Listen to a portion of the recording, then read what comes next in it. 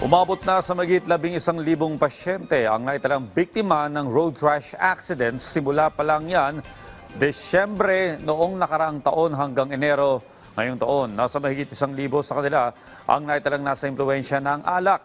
Ang detalye sa report ni Bien Manalo live. Bien, Merry Christmas!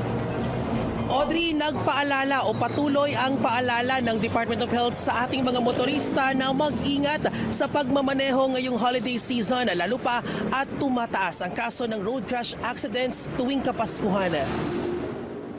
Magdadalawang taon ng rider ng isang motorcycle ride-hailing app si Ramon Alonso Jr. Ito na ang kanyang naging paraan para matustusan ang pangangailangan ng kanyang pamilya sa araw-araw. Umaabot ng halos 2,000 piso ang kanyang kinikita kada araw kung malakas ang pasada. Pero may araw din na mahina ang kita na umaabot lang sa 350 pesos ang kanyang natitake home, lalo na pag ganitong holiday season na sapat na ani ang pambili ng bigas at ulam. Mas maganda po yung may pasok. Kasi po pagka may pasok, meron po kaming booking.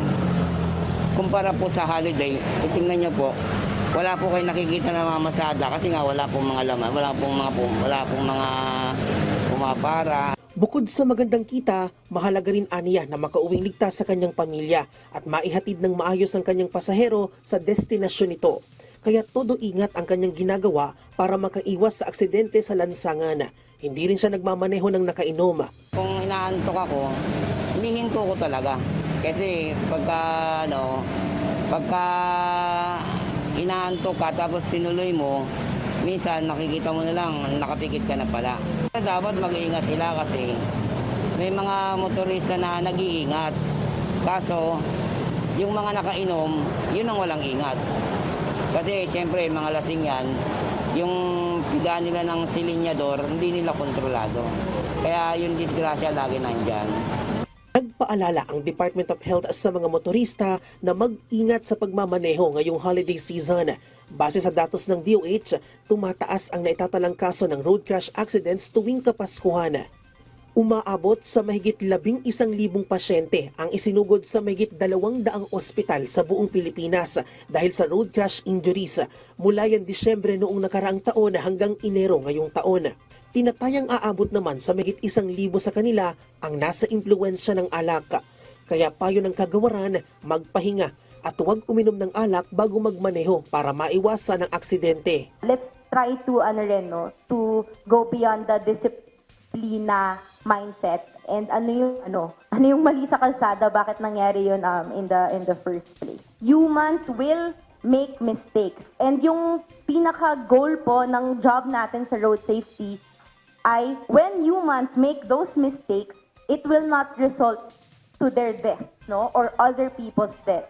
Samantala, sinimulan na rin ni Health Secretary Ted Herbosa ang paglilibot sa mga ospital na bahagi ng Ligtas Christmas Campaign. Paiigtingin pa ang information drive sa mga motorista para maiwasan ang anumang aberya sa kalsada. Bukod sa road crash injuries, tututukan din ng ahensya ngayong holiday season ang mga kaso ng sakit sa puso, acute stroke, bronchial asthma at fire-related injuries. Siniguro naman ng Health Department na tuloy-tuloy ang pag-agapay ng zero balance billing sa mga DOH hospital para sa ating mga kababayang maa-admit ngayong holiday season. Audrey, sa pinakahuling tala naman ng DOH, mayroon na tayong 7 individual na naitalang naputukan as of December 23 at 4 sa kanila ay pawang 19 na taong gulang pababa. Karamihan sa kanila ay naputukan ng boga at 5-star. Kaya payo ng kagawaran na agad isugod sa ospital ang kung sino mang maaksidente dulot ng paputok at tumawag sa National Emergency Hotline na 911 para sa emergency medical assistance. At yan ang update. Balik sa iyo, Ninong Audrey, and Merry Christmas. Yan, Merry Christmas. Ingat po sa ating mga kababayan na iwasan na lang yung mga paputok na yan para iwas disgrasya. Maraming salamat, Bien Manalo.